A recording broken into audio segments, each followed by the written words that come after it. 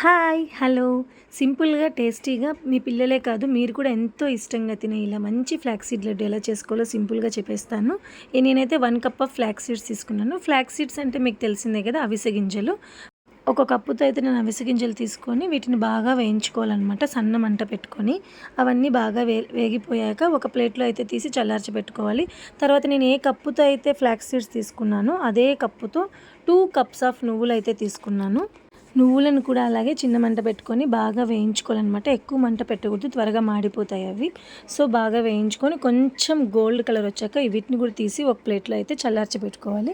తర్వాత నేను 1 cup of flax సీడ్స్‌కి 2 కప్స్ ఆఫ్ నువ్వులు తీసుకున్నాను. ప్లస్ దీనికి నేను 1 కప్ ఆఫ్ శనగపప్పులు కూడా తీసుకున్నాను అనమాట, పీనట్స్.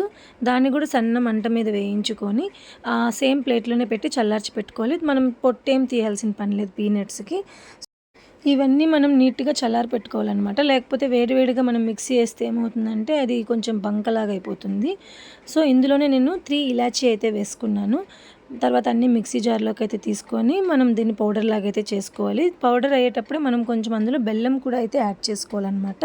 స్వీట్‌నెస్ కోసం మీరు బెల్లం యాడ్ చేసుకుంటే బావుంటుంది. నేనైతే తక్కువే యాడ్ చేసుకున్నాను. బాబు కోసం అనేసి. మీరు ఎక్కువ యాడ్ చేసుకుంటారంటే ఎక్కువ కూడా యాడ్ చేసుకోవచ్చనమాట. సో, మీ టేస్ట్‌కి తగ్గట్టు బెల్లం అయితే యాడ్ చేసుకొని ఇంకొకసారి మిక్సీ పట్టుకొని ఇలా ఒకసారి అంతా చేత్తో మిక్స్ చేసుకోండి.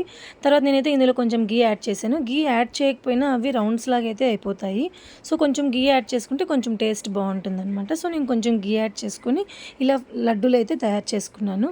ఇవి మీరు కూడా ఒక్కసారి ట్రై చేయండి. ఇది చాలా హెల్తీ లడ్డు. మీ పిల్లలు కూడా చాలా ఇష్టంగా తింటారు. రోజుకొక్క లడ్డు తిన్నా చాలు.